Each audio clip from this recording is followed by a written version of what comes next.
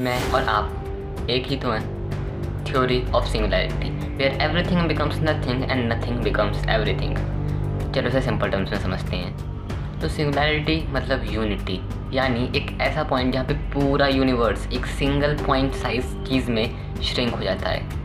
Simple भाषा में समझे तो जो यूनिवर्स होता है वो इतना छोटा हो जाता है, इतना छोटा हो जाता है पूरा यूनिवर्स कि it tends towards almost nothing. ये ऑलमोस्ट नथिंग हो जाता है, या कह लो ऑलमोस्ट ज़ीरो हो जाता है। बट अगर ये ऑलमोस्ट ज़ीरो हो भी जाता है तो उसमें दिक्कत क्या है? तो उसमें दिक्कत ये है कि ऑलमोस्ट ज़ीरो होने के बाद बेसिक फिज़िक्स या फिज़िक्स का कोई भी एग्जिस्टिंग लॉ जो इस दुनिया में लगता है वो लग ही नहीं सकता। यस, चारों फोर्स में से कोई फोर्स यहाँ पे काम नहीं करता। Gravitational force, electromagnetic force, weak nuclear force, strong nuclear force, nothing works here.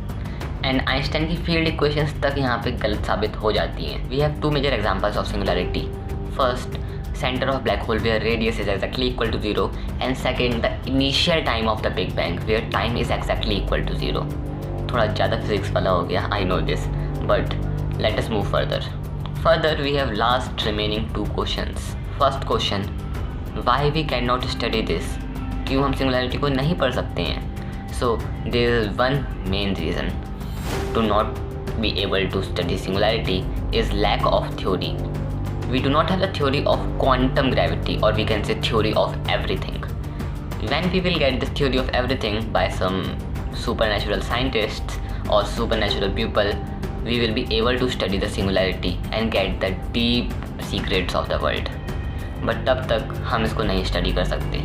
And the second question is, इतने great scientists हुए, कोई भी इस theory of everything या theory of quantum gravity को discover क्यों नहीं कर पाया?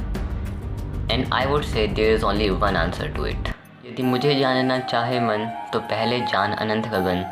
सूने को साध न सकता है वो मुझे जान क्या सकता है। Thanks for watching.